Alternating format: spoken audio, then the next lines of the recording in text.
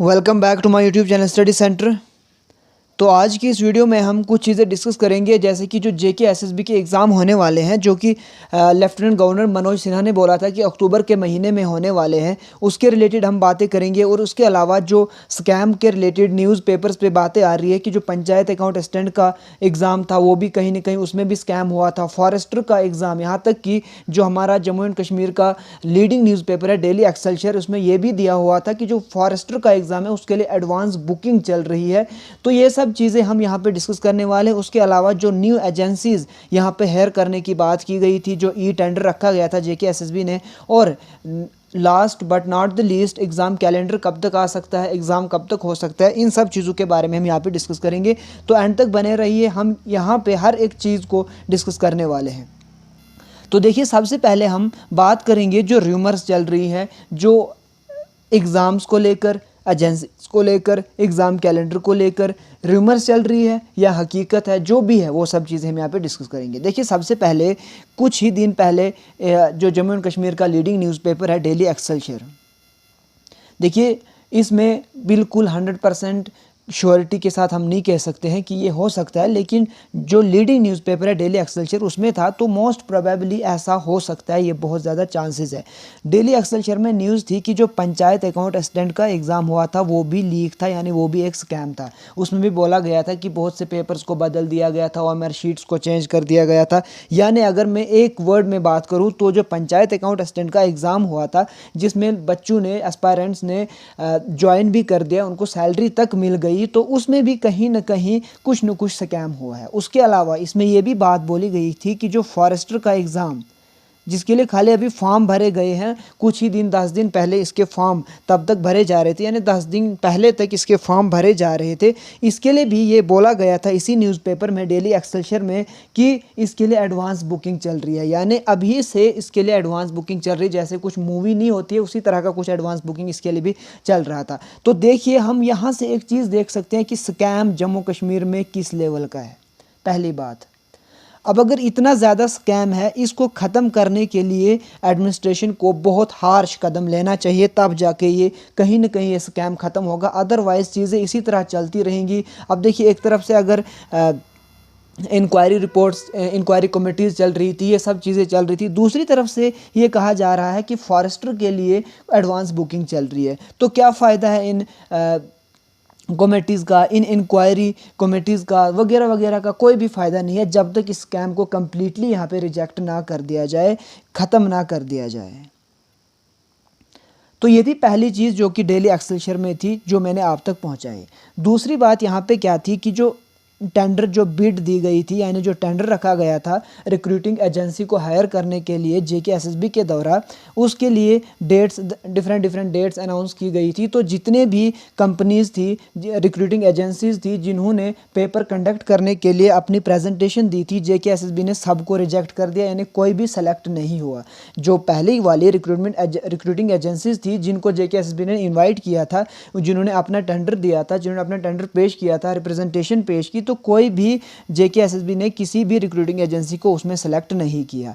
तो देखिए, अगर रिक्रूटिंग एजेंसी वहाँ पे सेलेक्ट हो जाती तो एग्ज़ाम जल्दी से जल्दी हो जाता, लेकिन यहाँ पे उन्होंने सब भी रिक्रूटिंग एजेंसीज़ को कैंसिल कर दिया गया। तो दोबारा से यहाँ पे हम देख सकते हैं, ये देखिए दोबारा से इशू किया गया है, जो ENIT है, उसके लिए दोबारा से डेट्स निकाली गई है कि कब प्रेजेंटेशन होगा, कब बिडिंग होगा। यहाँ पे आप देख सकते हो date for issue of ENIT 39/2022। इसी तरह से जो date of opening the financial bids हुआ है 27/10/2022, यानी जो बिडिंग, टेंडर वगैरह का रिक्रूटिंग एजेंसी को हायर करने का प्रोसेस है, ये कहीं ना कहीं अक्टूबर एंडिंग तक चलेगा, अक्टूबर एंडिंग तक चलेगा। अब अगर ये चीज़ें अक्टूबर एंडिंग तक चलेंगी तो जाहिर सी बात है अक्टूबर में एग्ज़ाम बिल्कुल इम्पॉसिबल है, नहीं हो सकता है, क्योंकि रिक्रूटिंग एजेंसी ही नहीं है, तो एग्ज़ाम कहाँ से होंगे।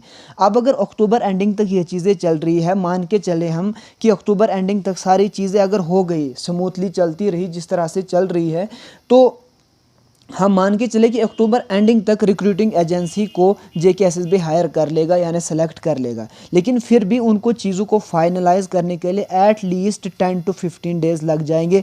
यानी इसको देख के, ये जो रिक्रूटिंग एजेंसी को हायर करने की बात है, इसको लेके अगर हम देखें तो हम ये श्योरिटी के साथ कह सकते हैं कि 15 नवंबर से पहले एग्ज़ाम होना बहुत मुश्किल है, यानी 15 नवंबर से कोई भी पहले एग्ज़ाम नहीं हो सकता है।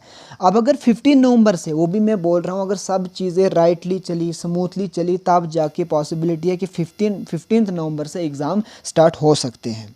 तो आप लोग अभी क्या कीजिए, आप टारगेट रखिए 15 नवंबर को और उसी हिसाब से प्रिपरेशन करिए।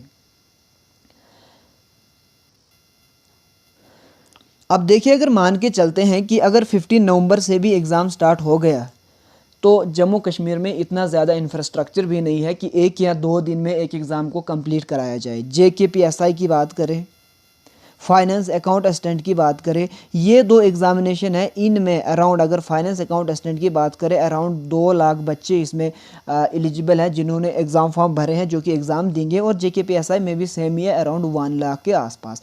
तो इतने बच्चों का एग्ज़ाम कराना, और पहले JKSSB ने ये भी बोला कि अब हम शिफ्ट करने जा रहे हैं OMR से CBT। तो अगर CBT के हमारे पास 4 से 5 हज़ार कंप्यूटर्स होंगे, सेटअप होंगे, तो इतने 2 लाख बच्चों का एग्ज़ाम कराने हमें 15 दिन भी लग सकते हैं, महीना भी लग सकता है। अब अगर सपोज़ हमें 15 नवंबर से पहला एग्ज़ाम स्टार्ट किया, सपोज़ JKPSI का ही स्टार्ट हुआ, तो उसको तो 15 दिसंबर तक लग जाएगा। फिर 15 दिसंबर के बाद अगर फाइनेंस अकाउंट असिस्टेंट का स्टार्ट होगा, तो उसको तो फिर जनवरी फरवरी तक लग जाएगा।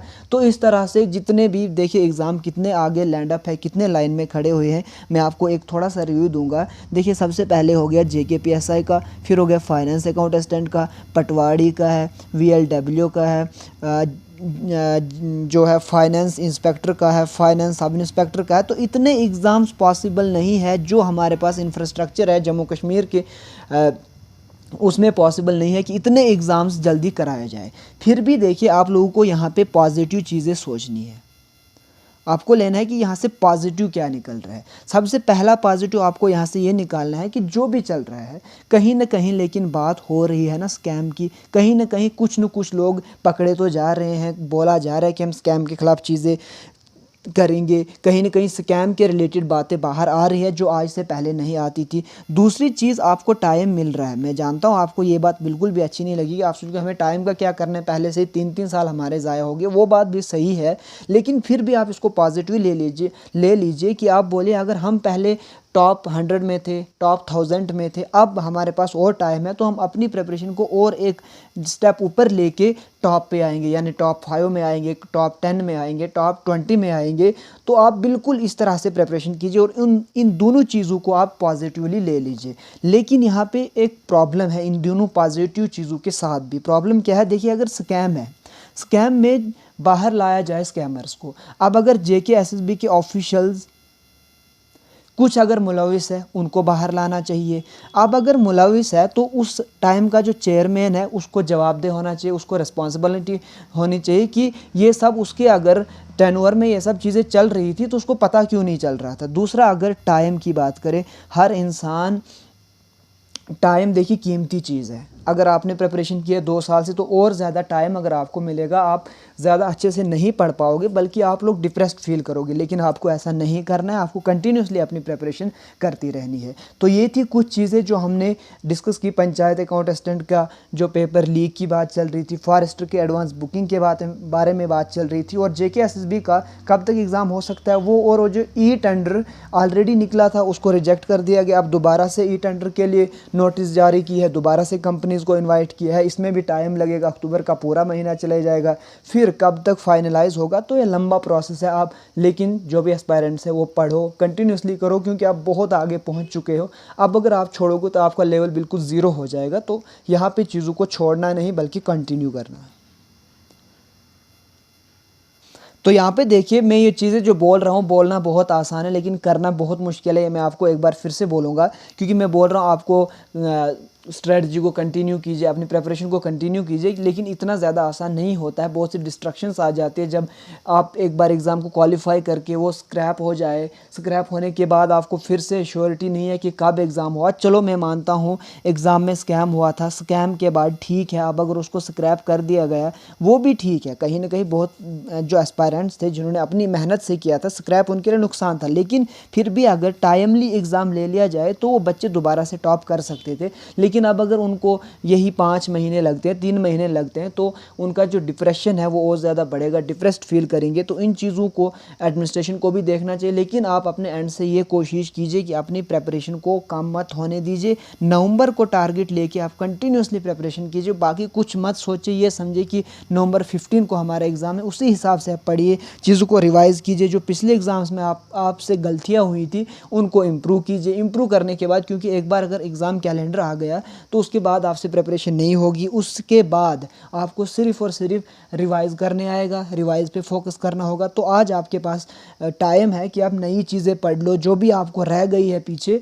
तो इतना ही रखते हैं आज की इस वीडियो में। आई होप आपको ये वीडियो पसंद आया होगा। तो इस वीडियो में इतना ही रखते हैं, मिलते हैं नए वीडियो में नई चीज़ों के साथ। तब तक के लिए अपना ख्याल रखिए। Thank you so much.